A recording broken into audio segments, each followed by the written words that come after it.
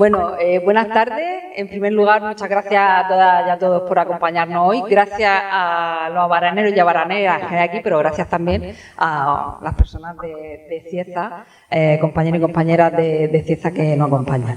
Este año es un año muy importante para nuestro pueblo, un año muy importante para nuestro ayuntamiento, pero también para esta Concejalía de Cultura, que estamos celebrando el centenario del Teatro Cervantes, el Cervantenario, que esperamos siendo del agrado y de la satisfacción de la gente del pueblo, que se esté disfrutando.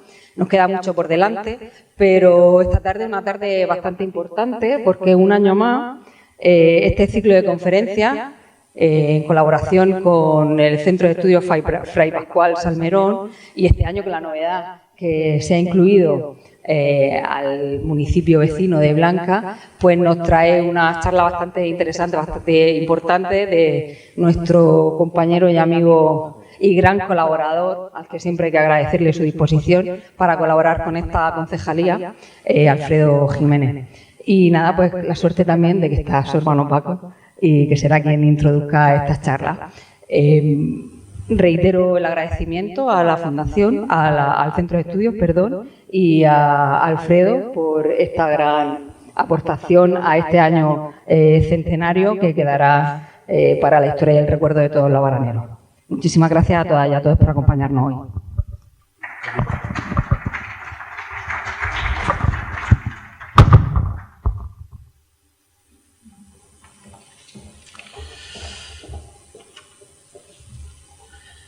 El que lee mucho y anda mucho, ve mucho y sabe mucho. Buenas tardes y bienvenidos a todos a esta biblioteca de Abarán, que lleva el nombre de nuestro vecino de niñez de la calle Artechuela, don José Vargas. Soy Paco Jiménez, como la compañera ha dicho, y de nuevo tengo la satisfacción de presentar a nuestro ponente y hermano Alfredo Eugenio Jiménez Gómez. En primero, agradecer al Centro de Estudios Históricos Fray Pascual Salmerón, que en este ciclo de conferencias 2026, Cieza Abarán Blanca, el arte que nos une, me ha brindado el privilegio otra vez de la presentación del conferenciante hoy protagonista. Gracias, Antonio y Paco, por este encargo. Murciano de nacimiento, abaranero de cuna, graduado social y licenciado en Ciencias del Trabajo por la Universidad de Murcia, posgrado en Desarrollo Local y Empleo por la Universidad Politécnica de Cartagena. Ha conciliado la labor de orientador laboral con la docencia en el ámbito de la formación ocupacional para el empleo, desarrollando su trayectoria profesional en diferentes destinos: Orihuela, Alicante, Lorca, Murcia, Águilas, Cartagena. Actualmente es agente de desarrollo local en el centrísimo Ayuntamiento de Murcia. Patrono y activo componente de la Fundación Los Álamos del Valle de Ricote, cuyo expresidente, el embajador don José Luis Pardo, amistad de juventud de nuestros padres en el murciano barrio del Carmen, a la sombra de Florida Blanca, y que nos dejó hace más de un año. Ha sido miembro de la sede permanente de la Universidad de Murcia en Abarán y es miembro activo de la plataforma de afectados por la hipoteca. Colaborador de la Asociación Cultural La Carraila, siendo ponente de diferentes divulgaciones sobre la historia del entorno del Valle de Ricote, participante en los congresos de historia en torno a los moriscos expulsos en Ojos y el Valle, así como en otros foros regionales. Le interesa la agricultura, es agricultor, de familia le viene. Recuerdo de pequeño nuestras jornadas en la huerta con nuestros abuelos Alfredo de Luciano y la Porica de Morte. Al igual que con la música, desde nuestro bisabuelo Antonio Morte, pasando por nuestros mencionados abuelos, una amante de la zarzuela, y Alfredo, antiguo directivo del Orfeón Fernández Caballero de Murcia y posteriormente presidente de la agrupación musical Santa Cecilia de Abarán, hasta su fallecimiento. Tenerlo como hijo, hermano y tío, hablo en nombre de la familia, es nuestro gran orgullo. Cada paso que da muestra su verdadera lealtad hacia nosotros y a los amigos. Si estamos hoy aquí es por su interés por la historia vivida por nuestros padres y abuelos en el siglo pasado, no la oficial, sino la que no nos han contado. Generador de hipótesis confirmadas por fuentes orales, Alfredo nos narra la historia mediante las palabras habladas sin tener en cuenta lo políticamente correcto.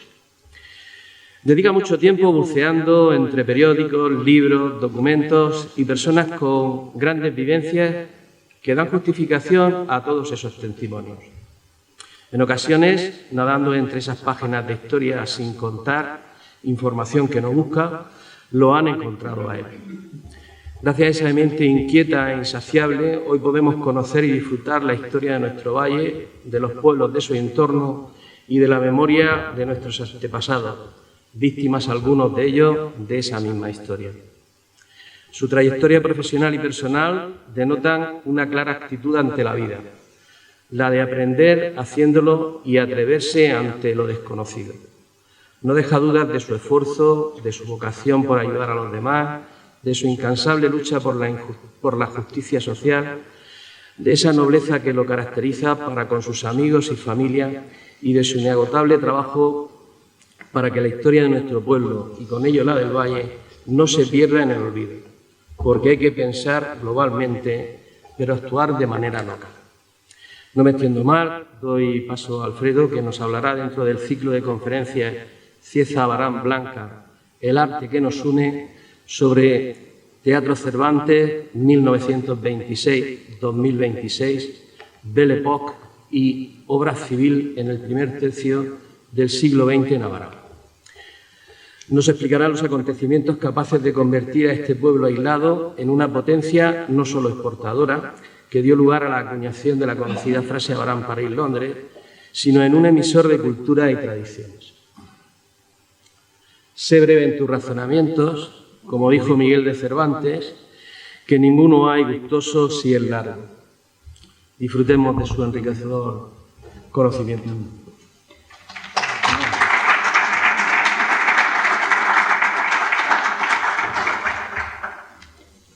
Cuando viene a comer y me dicen que quite los enredos de la mesa y que vacíe una habitación, le voy a recordar lo que ha dicho. Así que déjame luego que le haga una copia. Estoy abrumado. Vamos a ver, empecé con la carraila haciendo un homenaje a Joaquín de Caramaco, a Joaquín Fernández, nieto de Angelete, hijo de Joaquín de la Gaseosa. Y buscando unas cosas me encontré otras. Es decir, es relativizar un poco el esfuerzo de bucear en la hemeroteca. Yo vengo de relaciones laborales, soy graduado social. Pero desde que hay internet y están las hemerotecas escaneadas, ya no hay que irse a Madrid, ya no hay que irse a... Está todo a un clic. Y al principio eran teselas sueltas. Una vez que tienes un relato y un hilo, encajas mejor las piezas que te llegan. Entonces, pues agradecer a la familia de Constantino Carrillo, agradecer a la ama de casa. Me ha llegado también una hoja de periódico de Valencia con la última actuación del cinema Cervantes. Normalmente, y en el proyecto de rehabilitación del teatro por la Comunidad Autónoma, el teatro es de la Comunidad Autónoma, según la Red Nacional de Teatro que inauguró el murciano José Manuel Garrido, concejal con José María Loca y luego fichado por Javier Solana y Felipe González. Se trataba de que la titularidad del teatro fuera autonómica. Insistieron mucho los baraneros de aquí, que tenían hilo directo con Collado. Entre ellos Antonio Saurín, de feliz recuerdo y entrañable memoria. Mi abuelo Alfredo era secretario también del Teatro Cervantes, porque el abuelo de mi madre fue uno de los promotores. Y bueno, pues fuimos heredando el derecho a entrar a una platea, nos reservaban la entrada antes. Entonces, la titularidad es autonómica y se insistió mucho porque se venía de una pérdida de patrimonio con el Teatro Guerrero, con los arcos visigodos de allí, de la Rambla de Benito. Entonces, a través de internet, pues las cosas están más a mano. Y ya cuando ves los libros de actas, esto los vi yo en mi casa, pues mi abuelo fue secretario 5 años y de nuevo pues he tenido acceso a ellos, gracias a los nietos de Constantino Carrillo. Y pues gracias también a todo lo que me ha ido llegando, porque es que aquí investigo temas que con el chat GPT no hay, porque para investigar sobre algo que ya está investigado, pues me dedico al huerto. Entonces he investigado sobre temas que no había bibliografía, y ahí sí. Estos columpios son de Cañada de la Cruz, de Antonio Gómez. Tiene allí, pues puede haber 500. Se usaron hace 70 años y están esperando el día de su resurrección que venga otra vez Antonio Gómez a mandar a Inglaterra con su fletadora porciana las manzanas y la cereza. Y los billetes de lotería lo mismo. Agradezco a Antonio Francisco Gómez un billete que guardó 2026 y el otro se sorteó en Oviedo y en Palma de Mallorca, y dando la brasa pues me lo mandaron por carta. Pues ahí está, 1926-2026, el cervantenario de feliz memoria. Se lo he dicho a concejala, ya has pasado la historia por haber creado una palabra. Normalmente se pasa la historia por 2 o 3 ideas, pues paténtala porque es tuya. Y bueno, que no me dedico a esto, pero que me gusta. Entonces, pues al final, pues una afición, pues al final la hace con soltura. Y los acontecimientos que ocurrieron en Abarán en el primer tercio del siglo XX dieron lugar a una aceleración de la estructura económica del crecimiento de población como no ha habido en otros pueblos de la provincia y probablemente de España. Está en el censo de población de 2.000 habitantes que había al final del siglo XIX, en 1930 ya hay aquí 8.000. Eso no hay corporación municipal que dé servicio a todas esas necesidades.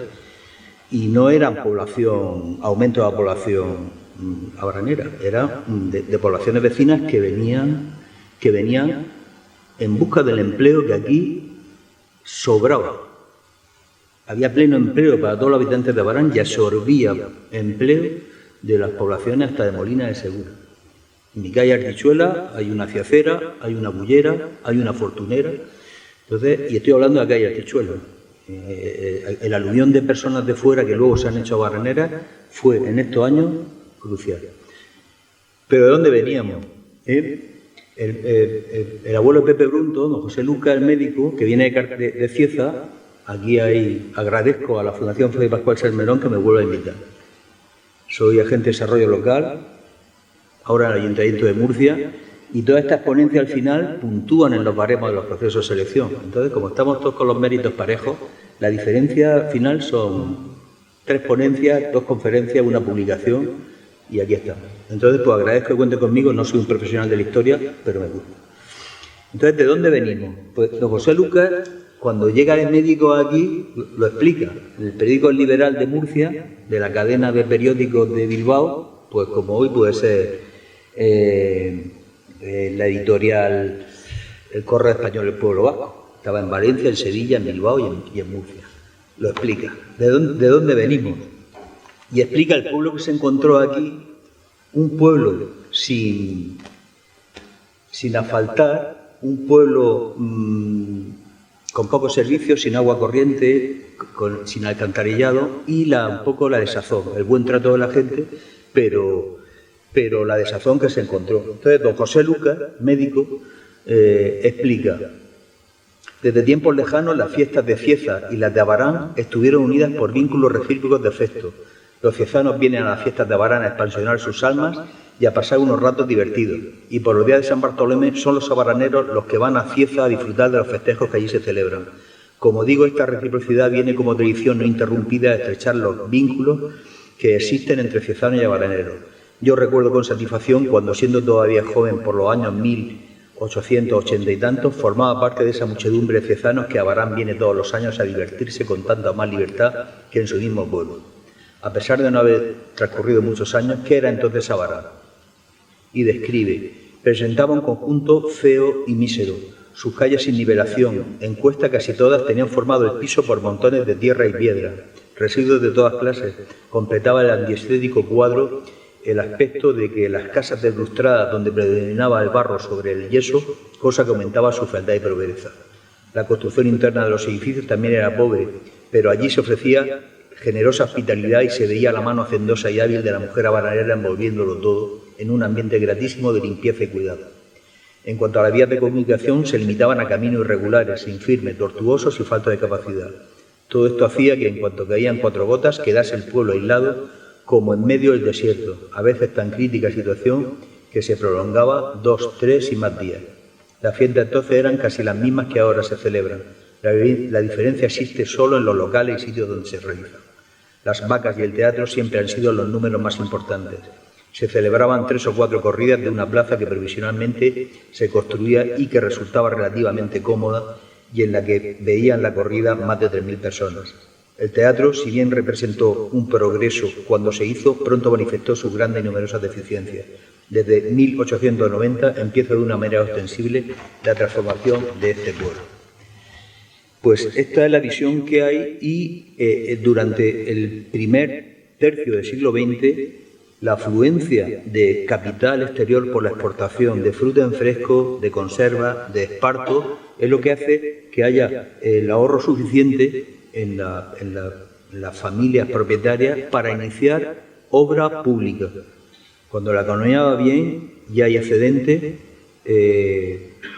ha pasado con los fondos europeos, ha pasado en épocas de expansión, el poder político y la familia se dedican a construir, y Abarán no fue una excepción. Los servicios públicos, imposible para un ayuntamiento de 2.000 personas, son de impulso privado. El alumbrado, 1905, de la central de Manuel Marín, lo que luego fue la fábrica de luz del Menjú, es el primero que da luz a Abarán. Hasta que hay un accidente ahí en el barrio Levante, se quedan unos cables, fallecen unos vecinos, y después se sustituye por el de la central del Soto de Damián de Nicolás Gómez Tornero. El alcantarillado, lo mismo. El alumbramiento de agua se hace del río, pero venía tan mala por las canales que se pide a la Dirección General de Minas que manda un ingeniero, señor Gorosquiza, para que detecte yacimientos de agua. Va a la Sierra de Pila, va a la Fuente Benito y piden subvención al Ministerio de Fomento para que dote, ya que los ayuntamientos no tienen nada que ver con los de ahora. Los ayuntamientos tenían 4 partidas y lo que hoy son servicios sociales era beneficencia. Estaban absolutamente faltos de recursos para atender a las necesidades. Y era mucho la caridad lo que suplía su actividad, con lo cual era lo privado lo que permitió el alumbrado público, la red de agua y el alcantarillado. Esto trajo luego sus consecuencias, porque eran los señores exportadores cuando iban a la faena del norte y veían los adelantos urbanísticos que había al terminar la faena y se tiraban en Logroño, en Bilbao, en San Sebastián, según fueran los resultados, los adelantos urbanísticos querían traerlos aquí. Adelantaban ellos el dinero, hacían la obra, creaban sociedades mercantiles, están documentadas en libros de actas capitulares, escritura en Cieza, ponían el capital, hacían la obra y al año le pedían al ayuntamiento el retorno. Hasta que en 1928 se suscribe un crédito con el Banco de Crédito Local de 300.000 pesetas. 30.000 pesetas, cuando se cobraba una peseta por jornada al día, pues en pesetas contadas hoy serían unos 800.000 euros. Para un ayuntamiento sin recursos, porque el único recurso eran las subastas de esparto y el aprovechamiento maderero de los montes públicos, Sierra del Oro, Sierra de Pila, pues era imposible de hacer frente. Con lo cual, cuando llegan las corporaciones en el año 31, pues se encuentran la fuga. Ahora es un spoiler, ahora explicaré. Pero la imagen que se encuentra don José Lucas es esta. Empieza la exportación, empieza el pleno empleo, se aplica la luz del Menjú y la luz de la central de Nicolás a las manufacturas, y las fábricas de esparto, las fábricas de madera, pues tienen más producción. No es lo mismo macear con mazos que con polea eléctrica y estar como estaba Abarán todo el día y la noche oyendo bum, bum, bum, bum. Pues la cordelería, el esparto, el albardín para los forros de los columpios, eso era oro y quitó mucho hambre después de la guerra. Y antes hizo mucho dinero las 6 o 7 empresas, Peñaleja, Carmelo de los Mazos, todo. Y la maderera igual, la empresa auxiliar de los almacenes también. Y las de fruta lo mismo. La luz eléctrica permitió que la conserva, pues en lugar de con vapor y con caldera, funcionara con electricidad. En fin, un ciclo virtuoso que adelantó todo, atrajo recursos, atrajo población, generó ahorro, generó compra y generó obra pública. Y aquí es donde aparece polarización de Abarán. Mientras que Cartagena no tenía teatro, mientras que Orihuela trajeron desmontado un teatro de Alicante, un teatro de circo, eran circos que se desmontaban y se montaban. Igual que el Teatro Circo de Murcia era el Teatro Circo de Alicante, lo desmontaron y lo pusieron a Orihuela. Mientras que el pueblo de más población no tenían teatro, Abarán tenía un teatro de planta de herradura como el Guerrero y pues los piques de Abarán. A lo mejor sin Guerrero no se llega a hacer el Cervantes. Se hizo el Cervantes para emular al Guerrero. Y esta es la historia. Igual que la luz, el alcantarillado y las aguas son privadas, el teatro es privado. Y hoy no se me ocurre que 15 empresarios hagan un teatro. Hacen una gran superficie, una zona comercial, pero nadie apuesta por la cultura. Solo es el Estado el que puede apostar por auditorios, por teatro y por programaciones permanentes. El caso es que 20 héroes se reúnen, aportan capital, hacen acciones de primera, de segunda y se van a un arquitecto de Murcia, el señor Rodríguez, a un maestro de obras de Cieza, el señor Torres Piñera. Si la rehabilitación la hizo maestro de obras de Cieza, la construcción en 6 meses la hizo también una empresa de Cieza. Ahora seguiré. Pero este es el desarrollo. Y José Lucas dice, de la época aquella data el arreglo de casi todas las calles. Se construyó la magnífica casa consistorial y las escuelas públicas y casas para maestros. Por su iniciativa y voluntad tenaz se organizó la Sociedad Taurina y se construyó la capaz y bonita Plaza de Toros. Por sus gestiones eficaces y constantes se consiguió que el Estado construyera la carretera desde el pueblo a la estación de Blanca. Pero la obra más laboriosa, la que más obstáculos le ofreció, donde una vez más puso a prueba su patriotismo, fue en la concesión que consiguió de sus amigos de Cieza, comprometiéndonos a ejecutar por cuenta de ambos municipios la carretera tan beneficiosa y tan necesaria como deseada que une a ambos pueblos. Francisco Javier Salmerón le explicó aquí, Abarán rompió su aislamiento. Fue también Cánovas del Castillo, que tenía calle en Abarán, la calle Cánovas, luego Equipo de Llana, ahora Doctor Molina, el que desde Madrid permitió esa carretera. Sí, pero aquí la memoria la tenemos un poco... Cieza ha tenido siempre hombres representando su interés en Madrid. Cánovas del Castillo, Chapapieta fue presidente del Consejo de Ministros, han estado muy bien relacionados. Y los diputados de Cieza han hecho cosas por Abarán, como Templado y como varios. Total, Abarán rompió su aislamiento con la carretera Cieza, con la estación de ferrocarril y eso también permite la salida de materiales de género. Además de esto, hoy Abarán posee un bonito y pintoresco paseo y un elegante y amplio teatro. Uno solo.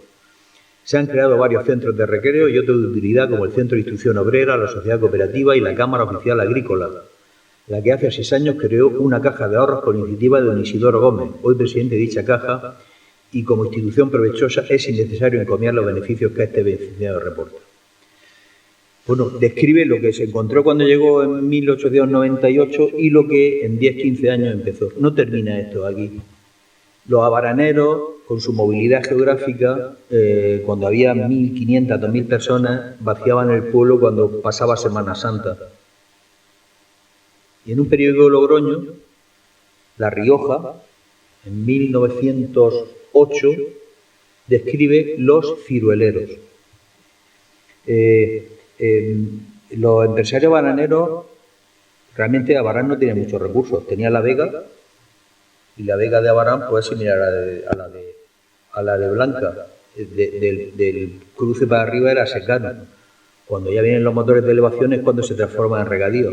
Pero tiene mérito que teniendo la misma población, el mismo tamaño que Blanca, que Villanueva, que Ojo, aquí en 30, 40 años se hace un emporio. El dinamismo abaranero, el buscar mercado fuera, el buscar faenas donde los propios riojanos, las ciruelas Claudias las dejaban al sol para hacer pasas. Llegaron los baraneros donde había estación de tren y ahí alquilaban bajos y empezaban a arrastrar ciruela Claudia, a llevarse las cuadrillas de envasadores recolectores de aquí y allí contratar los transportes y los materiales de madera, papel, albardín, etiqueta y demás.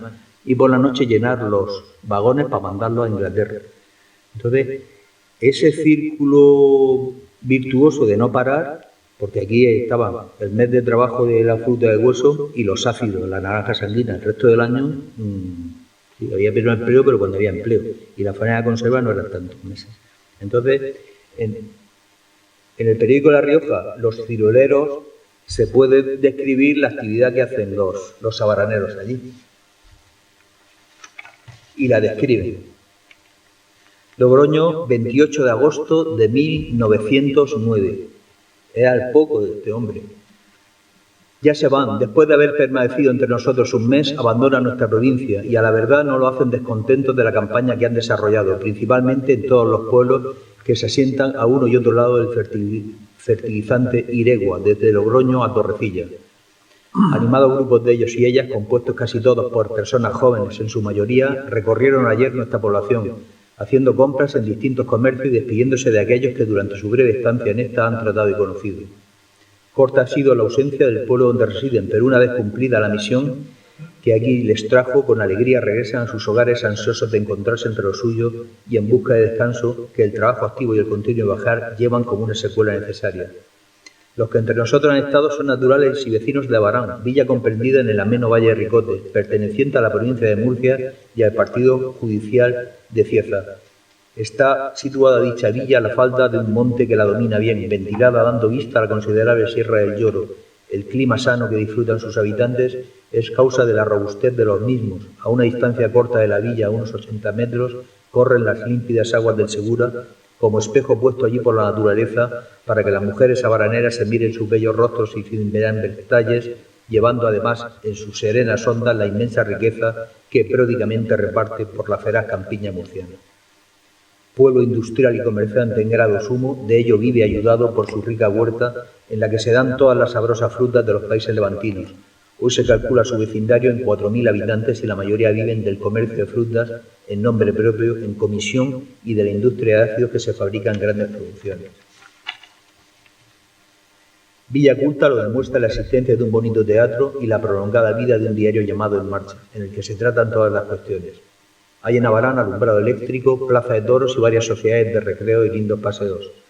Los datos precedentes nos los facilitó con una amabilidad que le agradecemos en extremo un abaranero, don Antonio Morte, un abaranero que ha venido representando a una de las compañías que acaparan la sabrosa ciruela de nuestra tierra produce. Antonio Morte era abuelo de mi madre y era corredor de Nicolás Gómez Tornero. Entonces, una de las 5 compañías era la de Nicolás. Se dice Nicolás, se dice Florentino, se dice Casildo, pero se dice Don Florentino. El cerebro de esa casa debía ser Don Florentino. Se tendría más respeto. Hay 2 maneras de nombrar a los exportadores, o Don Florentino o el tío. Este era el tío Morte. El tío Morte, el tío Nicolás, no es despectivo, es cercanía y es respeto. Es de la nomenclatura baranera. Pues Antonio Morte era corredor de Nicolás y luego se estableció por cuenta propia. Y es uno de los promotores del Teatro Cervantes junto con Constantino Carrillo, José Templado, lo veremos ahora.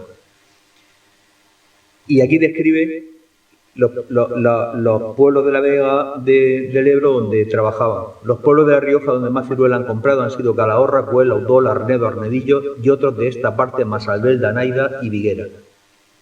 Dedicado a las faenas que llevan consigo su compra, solamente de Abarán vinieron unas 160 personas, pertenecientes a 5 compañías exportadoras, las cuales en honrada competencia se disputan la adquisición del fruto. Como todo lo que adquieren los expiden en segunda para inmensas urbes de París y Londres, las labores de exportación requieren el empleo de muchas más personas de las que de Abarán salen. Bueno, pues aquí explica la forma de trabajar que tenían las compañías, los pueblos de Calahorra, Nalda, Viguera y los sitios donde estaban establecidos en Logroño. Se ven las calles, no estaría mal ir un día a estos pueblos y ver el recuerdo, porque en la prensa hay muchísimo más. Pero bueno, como muestra que el Teatro Cervantes y el Guerrero no salieron como champiñones, fueron, al haber excedente, al haber ahorro, y como la pirámide de Maslow, al estar cubiertas las necesidades, comida, vestido, ocio, vivienda, al final el ocio se desarrolla. Y lo que no había en el Valle de Ricote lo había aquí. Y esto es En parte es mérito nuestro, pero en parte que sería un desarrollo interno, endógeno, pero también nos enseñaron a trabajar. Lo que hoy se llama en economía el know-how, el conocimiento, nos lo dieron los inversores. La inversión exterior en Murcia la desarrolló Pascual Santos y la Universidad de Murcia y se explicó la tierra de previsión que era España y Levante para muchas firmas de la industrialización europea. Aquí había materia prima de calidad y había mano de obra barata. Entonces aquí la extensión de las vías de ferrocarril fue también de capital privado, MZA, y venían a por el mineral tanto de La Unión como de Mazarrón como de Águilas, y es capital exterior. El debate secular, si nos esquilmaron, nos ayudaron, pues cada uno que lo decida, pero elevaron el nivel, enseñaron a trabajar, y muchos de los empleados que había en esas firmas, como en los champañes, se establecieron por su cuenta y empezaron a hacer conservas. Esa es la historia. Un pueblo, si esto se hubieran puesto en Cataluña, en Tarragona, pues estaría el Museo de los Champañes, la Plaza de los Champañes, pero aquí los champañes nos enseñaron a hacer conservas, nos enseñaron a trabajar, a comprar los huertos de sangrina, de pulpa, albaricoque, búlida, los transitarios de buques, los ferrocarriles por Portbou y por Hendaya, los clientes en Londres, ahí está la cuartilla de Abarán, París, Londres, y una vez ya que aprendimos en 2 o 3 años y sabíamos las preguntas del examen, nos establecíamos por nuestra cuenta.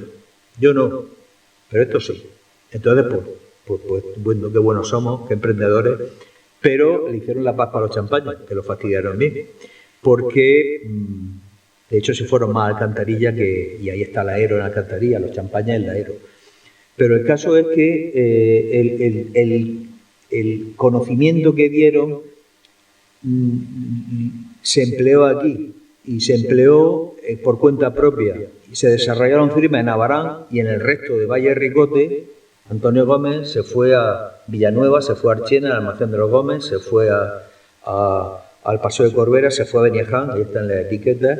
Joaquín Morte lo mismo, Casildo se fue a Molina de Segura, Félix de Cayetano se fue a Bulla. Entonces es un fenómeno abaranero que se extiende. Los Cobarros, importantísimos. Los Cobarros en los años 70 fueron la segunda empresa en capitalización de España, la Cobarro Hortícola. Entonces, ¿por qué no se mantuvo el empleo? Porque y empresas familiares que no han llegado a la tercera generación, ¿por qué no es desarrollo endógeno de dentro afuera? Como Freixenet, Segura Viuda, el Cava catalán, que el cabeza de familia hereda todo para que no se parta la propiedad de la empresa. Aquí se aprendió con conocimiento exterior, pero se mantuvo la misma estructura social. La paradoja de Abarán es un pueblo abierto al mundo por la exportación, pero encerrado en sí mismo por la tradición. Y es una cosa que sin estudios, sin conocimiento económico, solo sabiendo ver el precio de las divisas para ver si era bueno reportar las ventas en ese momento, esperar que subiera la moneda, como dice Gonzalo Sobejano, iletrados, pero con talento natural, los abaraneros. Pero eso lo hace el que tiene talento, que el talento no se hereda. Entonces la siguiente y la tercera generación pues ya se dedicaron a otras cosas. Por eso un poco la estructura económica no cambió la estructura social, y eso es un punto. Nos dedicamos a otras cosas también. Mi bisabuelo se iba a Logroño y se iba a hacer faenas por ahí, pero los demás no nos hemos dedicado a eso también. No es crítica.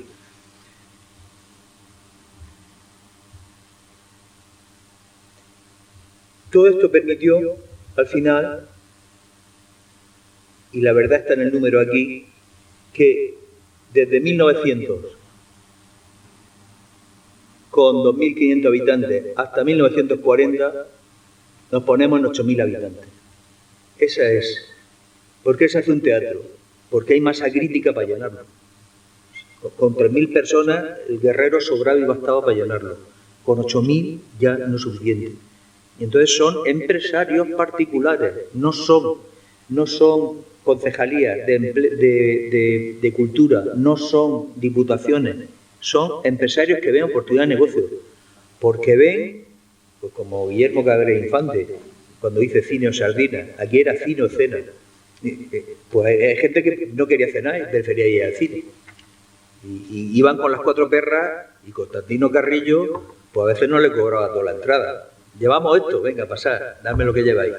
Eso ha pasado aquí en Abarán. Entonces preferían privarse de una cena y en vez de alimento para el cuerpo, alimento para el espíritu de la película, de la revista, de la varieté o de lo que fuera. Entonces había estudio de mercado de que los gustos de Abarán llenaban 2 teatros. Y así empezaron a hacerlo. ¿Sí? Las causas fueron la potencia de los capitales privados, la debilidad de los presupuestos públicos. Un ayuntamiento no hubiera podido hacer un teatro ni un salón de actos.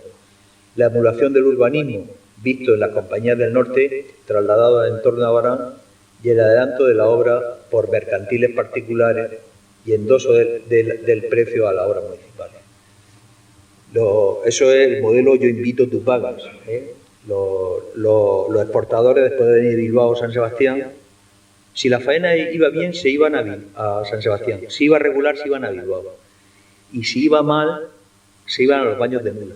Pero nunca volver a Abarán recién terminada la faena, porque era que te había estrellado. Entonces aquí, el que quiera saber, mentiras con él. Un refrán que se dice mucho en Abarán. Entonces, lo que veían allí lo querían aquí. Y como aquí no había, porque no había contribuciones, solo la de esparto y la madera, pues entonces ellos arrostraban la obra, porque es que pasar de 3.000 a 8.000 habitantes, no hay alcantarillado, no hay red de agua, no hay quien lo monte. Entonces, la sociedad de agua se creó en Cieza con empresarios de Abarán y al terminar la instalación le pidieron al ayuntamiento el dinero y el ayuntamiento hizo el empréstito de 250.000 pesetas. Está todo en las actas capitulares. Y ese fue en parte un poco el malestar del año 31, cuando Adrián García Molina llega al ayuntamiento y se encuentra en la Cuba. Entonces le dicen que no sabe gestionar. ¿Se lo dicen quién? Los monárquicos, que habían perdido las elecciones. La habían perdido porque no habían hecho elecciones nunca. En el año 23 los pone Primo de Rivera al partido único, la Unión Patriótica, y esto, en connivencia con los empresarios, pues empieza, venga, que no falte. Empieza a hacer obra pública con capital privado, pero que la pague luego el ayuntamiento. Como el ayuntamiento no tiene, pues entonces hacer empréstito. Que luego vino la guerra y el empréstito se pagó en chapas de Coca-Cola, porque nadie lo reclamó, vamos a decir también. Entonces, del 23 al 30, bueno, a Miguel Primo de Rivera lo hacen alcalde, hijo predilecto de Abarán y alcalde honorario. Aquí está. Y luego al año siguiente Alfonso XIII. Esto quiero decir que mientras que la gente se estaba yendo a Marruecos, todos los de los almacenes, todos los del esparto, el escándalo de la guerra de Marruecos fue un río subterráneo que alimentó el malestar y luego estalló, como siempre, 5 o 6 años después. A la guerra de Marruecos iban los desheredados y se ve en las actas capitulares prófugo, ayuda a la beneficencia a estos padres que se han quedado sin el único hijo que tenían. Bueno, pues si tú tenías posibles de tierra, de fábricas, tú pagabas las 2.000 pesetas y te eximías de ir al servicio. Don Isidoro perdió la vida porque no pudo evitar que uno de sus hijos fuera al servicio. Y por eso no tiene más nombre, pero con la obra que hizo don Isidoro, de la caja de ahorros de la cooperativa, del motor Resurrección, era para que tuviera no una calle, una estatua como Nicolás. Pero tuvo un trágico final y no. ¿Por qué? Porque no pudo evitar que su hijo fuera al servicio militar, porque ir a Marruecos era garantía al 90% de que podían no volver. Bueno, pues ese malestar de la connivencia de Alfonso XIII con Primo de Rivera fue lo que trajo luego en el año 30 las elecciones en las que ya los monárquicos, pues designados, Luis Carrasco y los monárquicos designados de Unión Patriótica por Madrid, pues sacan 4 diputados, mientras que los republicanos sacan 4, los socialistas 4 y los radicales 1. Entonces ahí es cuando se encuentran los empréstitos y ya no los 300.000, sino los intereses y los otros gastos corrientes de beneficencia, alumbrado. Había que pagarle cada año 4.000 pesetas a Nicolás Gómez Tornero en una concesión de 10 años, más luego el agua.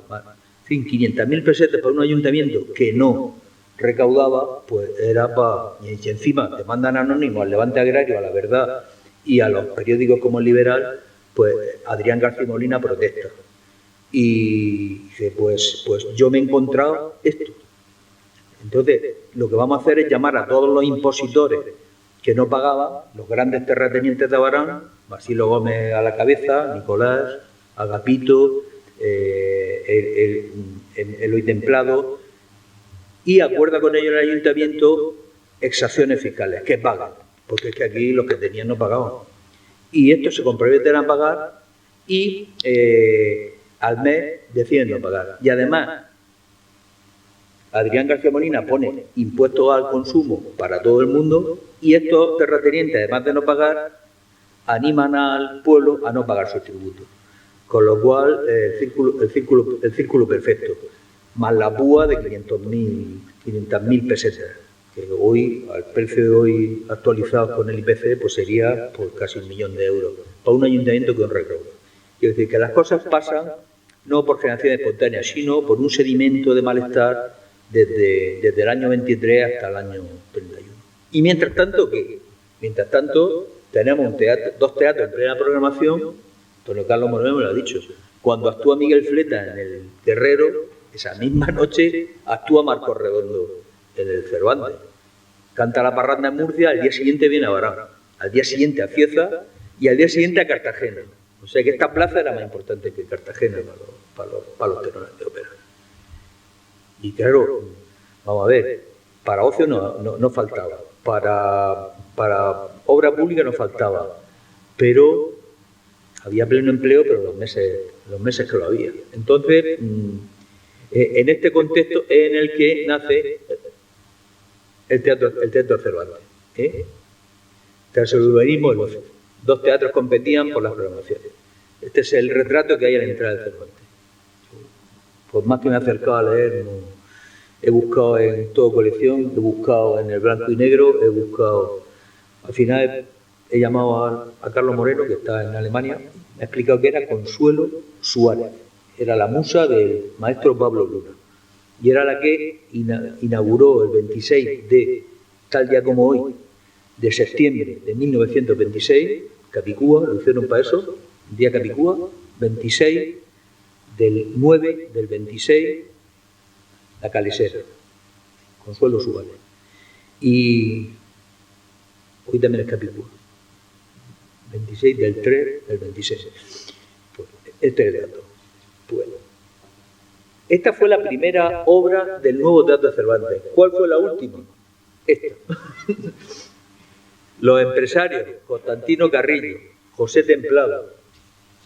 A ver si lo leo. Este es del artículo que me ha llegado. De las amas de casa que han encontrado el periódico en Valencia.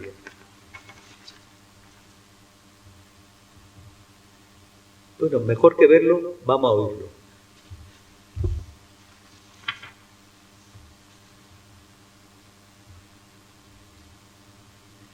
Pues esta era la tiple más famosa que había en ese momento, Adelita Lulú. En la época de la fornarina, bueno, lo que gustaba era... Se habla de zarzuela, pero es que en ese momento lo que pegaba era la revista y el cuplé. ¿Por qué? Pues por la picaresca, porque era un género popular, porque se habla de teatro Cervantes, pero menos teatro ha habido de todo ahí, vamos a decirlo también. Entonces, lo que decían las crónicas sobre el cuplé y sobre la zarzuela, que eran géneros no muy bien mirados. La zarzuela, que tenía popularidad, decían que era un género menor, que era inmoral, que había disputas si era música culta o era... El caso es que llenaba los teatros. Pero se cerró con un cuplé y se abrió con Libertad Lamarque, y esta es la última actuación del cinema Cervantes.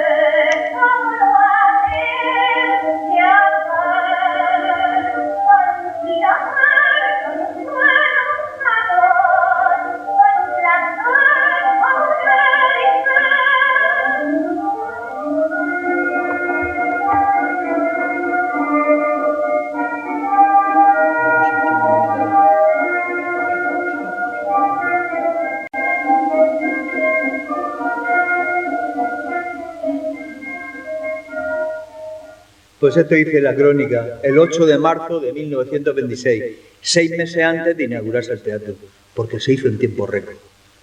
Desde Abarán, la correspondencia de Valencia, Adelita Lulú obtiene un señalado éxito. En el Cinema Cervantes de esta población debutó la reina del cuplé, Adelita Lulú, que goza en esta villa de grandes simpatías desde su última actuación. En Abarán aún perduraba en la memoria de la mayoría del público y especialmente en la Unión Abaranera, compuesta de cientos de socios, algunos de los cuplés, como eran la Desgalichada, la Militarista, Los Ojos de Estanislao y otros más de los que ella únicamente es la creadora y posee el secreto de arrancar el aplauso. Fue suficiente que Adelita Lulú se decidiese una vez a presentarse ante el público para que los empresarios del Cinema Cervantes, don Constantino Carrillo, don Domingo Martínez, don Modesto Ruiz y don José Templado pensaran en contratar a la Lulú. Llenos de gran entusiasmo, dieron cuenta de su proyecto a todos sus compañeros socios de la Unión Habanera y por unanimidad se decidió contratar para un día la simpática artista. En 2 sesiones actuó. El Cinema Cervantes se hallaba adornado de banderas, farolillos, a la veneciana. Se recrea. Son crónicas que ven la imagen fiel de lo que pasaba. Y ya con ellos vinieron, pues, lo que estaba de moda. Libertad Lamarque.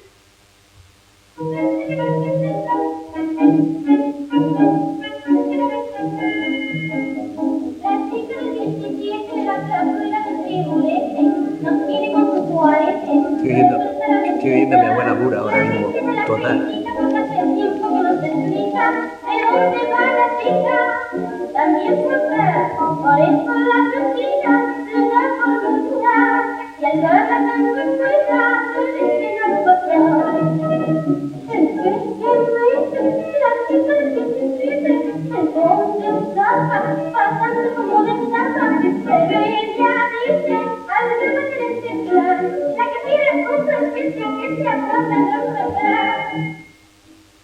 Bueno, esto es lo que le gustaba a nuestro bisabuelo. Bueno, y a mí también. Esto no es fresco, no me pasa de moda. Reggaetón total. Bueno, decían que el cuplé y la revista permitía decir cosas deshonestas con palabras honestas. Entonces, en la ambigüedad, en el doble juego de las palabras, ahí estaba la picaresca. Y eso era lo que le gustaba a nuestro abuelo y bisabuelo. Todo esto, desde el 40 para adelante, vamos, ni carnaval, ni cuplé, ni revista, ni historia. Es otra. Tiempos de silencio. Pero hasta este momento, así se lo montaba. Y había patio butacas, plateas, había palcos y había gallinero. Y había en la calle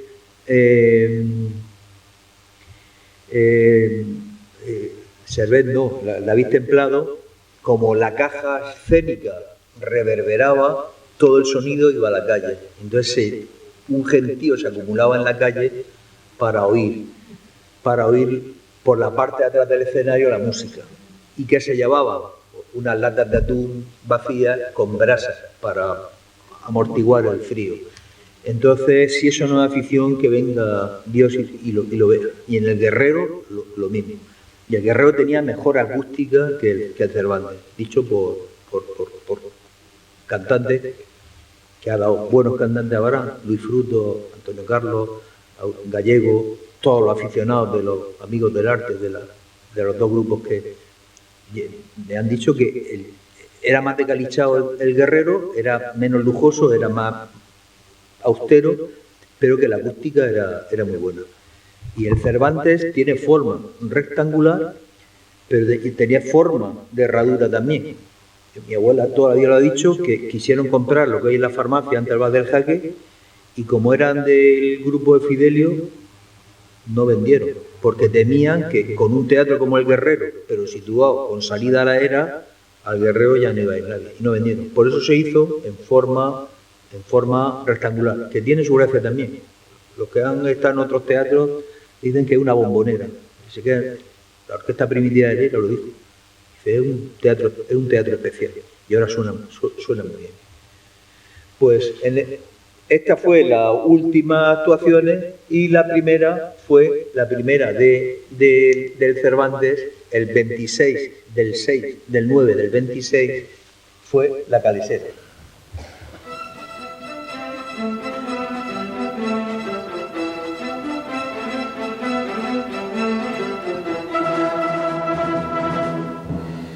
Aquí daban la letra en papel para que la gente cantara el coro de los chisperos.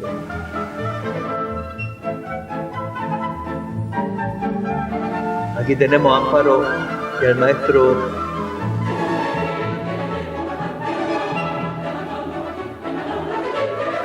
se caía el teatro.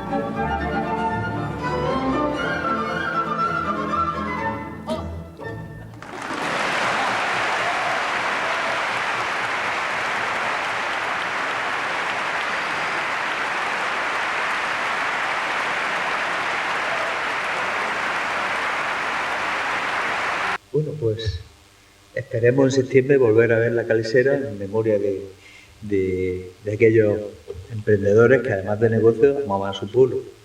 Que si se hizo entonces con menos medios, echamos de menos a estos promotores, porque eran, sí, buscaban negocios, pero no lo podían haber buscado con inmobiliarias, comprando terreno, comprando pisos, pero lo hicieron por esto.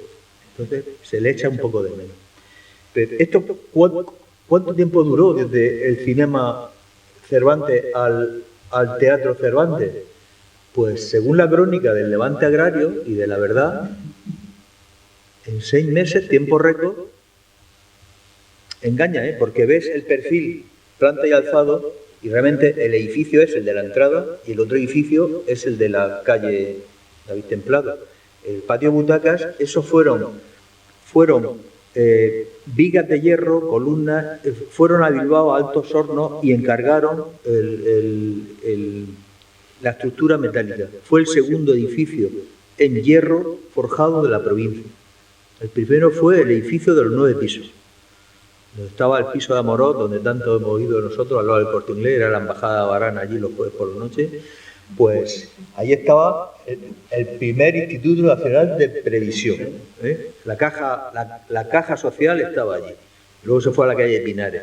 Pero el edificio de 9 pisos, junto al Corte Inglés, fue el primer edificio en hierro de la provincia. Y el segundo fue el Teatro Cervantes de Barán. Por eso uno de los riesgos cuando esta empresa privada, ante el deterioro en los años 70, 80 ya pues el teatro se podía haber desmontado y montado en otro lado. Y no estaba protegido como Vic ni como nada relevante.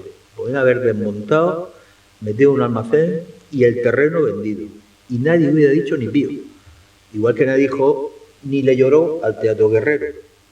Entonces, fue una bendición que desde Abarán vieran a Carlos Collado, a don Francisco Sánchez, que fue el encargado de gestionar la compra con el Ayuntamiento de Abarán y los propietarios. A nosotros Basilio nos llamó al Ayuntamiento, siendo el alcalde, en paz descanse, y nos dijo el precio y nos propuso, vale. Pues por eso y por don José Manuel Garrido, el concejal de José María Aroca, que en el gobierno de Felipe González con Javier Solana se dedicaron 2 años a crear una red nacional de teatro, a crear el Instituto Nacional de Artes Escénicas, el INAE, a crear la Orquesta Nacional, a remodelar el Teatro Real, que son 7 pisos hacia abajo, y allí hacer un teatro de ópera. Entonces, quiero decir, eso no fue improvisado, fue un plan de 2 años diseñado y luego implementado. Y como se gastaron tanto en el Teatro Real para compensar y no le dijeran centralistas a la mayoría absoluta de Felipe González, ¿qué hicieron? Este mismo José Manuel Garrido diseñó una red nacional de auditorios.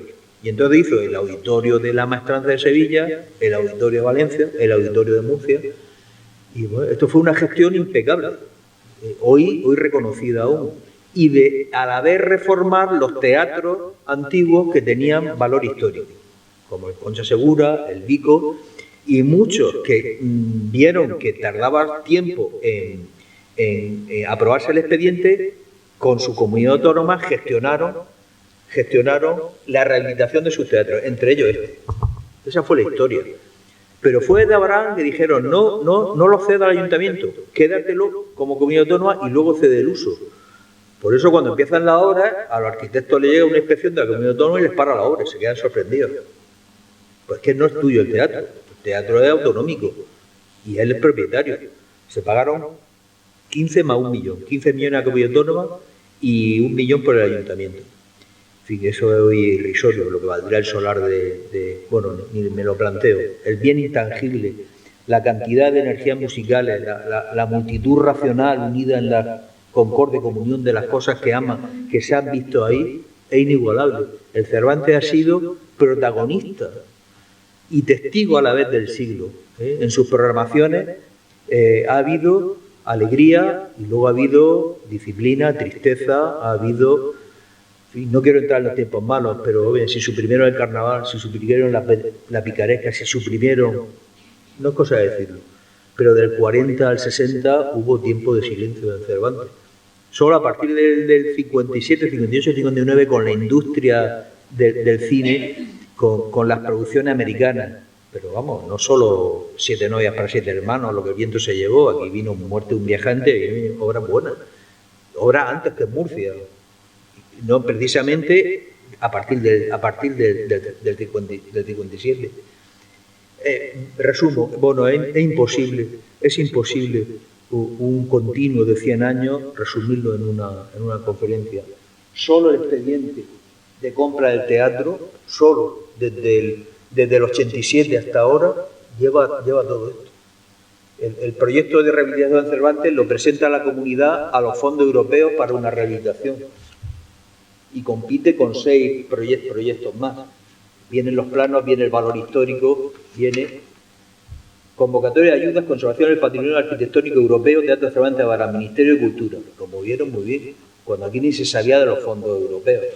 Compite con proyectos, claro, Viena, pues obviamente Viena tenía más valor histórico, pero llegó a la final.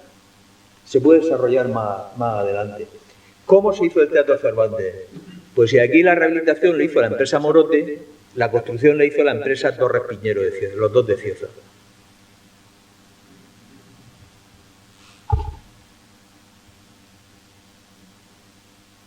Y en el Levante Agrario, el arquitecto Sorrero Rodríguez y el maestro de obra, señor Torres Piñera, obra ejecutada en 6 meses, desde el último cuplé de Adelita Lulú hasta la inauguración el 26 del 9. El Levante Agrario explica el 22 de septiembre del 26, 3 días antes de inaugurarse. Hemos visitado el nuevo Teatro Cervantes de Abarán y será un hecho la terminación de las obras, menos la fachada, para que se pueda inaugurar el día 27 de los Corrientes, como ya habíamos anunciado. El plano del arquitecto provincial, señor Rodríguez, ha sido magistralmente interpretado por el competente maestro de obras y querido paisano, nuestro don José Torres Piñera. Sin la competencia y actividad e interés demostrado de un modo decidido, sin decaer un momento y sin ese genio emprendedor llevado por la simpatía y por las grandes relaciones que en el ramo de la construcción tiene el señor Torres, no se hubiera podido terminar una obra de la magnificencia, belleza y solidez que tiene el Teatro Cervantes. Pepe Torres, como lo decimos, los íntimos, es un elemento formidable en la materia de construcción. Él posee ese resorte secreto para tener obreros que trabajen de día y de noche, lo que en la mayoría de casos no se consigue solo con pesetas. Él ha tenido cuanto ha pedido de materiales a vuelta de correo con un solo telegrama, lo que no consigue la mayoría de los de su clase, dadas sus valiosas y sinceras amistades. Él tomó con más interés las obras del Teatro Cervantes de Abarán que si hubieran sido propias. En fin, él ha hecho un esfuerzo humano, pues ha habido días que no sentó su cuerpo ni siquiera para comer, y ocasiones muchas en las que ha descansado a las 72 horas, entregándose a los sueños de Morfeo por el espacio de 4 horas solo. Con hombres como Torres Piñera es seguro que los queridos vecinos de Abarán han podido coronar la magna obra de levantar el teatro. Sigue el artículo, pero esta es una prueba de la cuadrilla. Trabajaban día y noche el trabajo fue la entrada hasta el gallinero y la caja escénica que da a la calle que sigo con Federico Servé hace muchos años, estoy con el nomenclato, a David Templado, y se consiguió inaugurar en su época. Luego vinieron la incautación hasta la intervención en plena guerra del 36, con un inventario de los bienes que había, está detallado todo. Nada hacía pensar que 10 años después iba a estallar una guerra civil. Y la Asociación General Obrera de Espectáculos Públicos, acta de control, intervención e incautación. En la ciudad de Abarán, a 16 de diciembre de 1936, personal del Comité de Control, Intervención e Incautación de la Asociación General Obrera de Espectáculos Públicos, conjuntamente en local propiedad de Constantino Carrillo Castaño, sitio en Abarán, de Blasco Ibáñez, exportado el mismo, calle de Avenida de la Fuente, denominado Teatro Cervantes. Bueno, pues aquí viene el listado. No quiero extenderme más, me han avisado del tiempo. En las actas está el listado de contribuyentes, promotores, está toda la familia Nicolás más los cuñados. Está Antonio Morte, está Remigio Sarrión, Osta también. Quiero decir, eran personas, unos eran agrarios, otros eran republicanos. Es decir, los republicanos eran gente de posible que optó por coaliciones luego de izquierda, pero están en la construcción del teatro. ¿Cómo funcionaba el teatro? Se creaba una junta directiva y la junta directiva subastaba el uso y arriendo del teatro por 2 años. ¿Quién gana el primer arriendo? Pues compiten Remigio Sarrión y Castro Milanés. Gana Castro Milanés. Este es el primer presidente, promotor y primer presidente de la Sociedad Teatro Cervantes. Está todo detallado aquí. Esto da para otra charla. 100 años no se pueden comprimir. Hay un tiempo de silencio, porque decían en el 43, le decían al alcalde que había, hay una fiesta muy pobre, traiga usted algo. Y decían, no, hay mucha penuria. Dice, pues traiga penuria. Entonces no había, si no había para lo básico, no había para esto. Más encima la censura, más encima cerraba Calicanto, España y Sacristía. pues esto no remontó hasta el plan de estabilización, donde ya hubo remesas de migrantes, turismo, cuando ya hubo liquidación de la censura, cuando ya se podía pues proyectar, también pasado por la censura, todo el cine que venía de las productoras estadounidenses y menos europeas, y está reflejado en el libro. Mientras tanto, pues lo que describe Joaquín Sabina de Purísima Lloro, el tiempo de silencio de posguerra lo describe esta canción que hizo llorar a Serrat. Pues no tengo más que decir. Bueno, muchas gracias.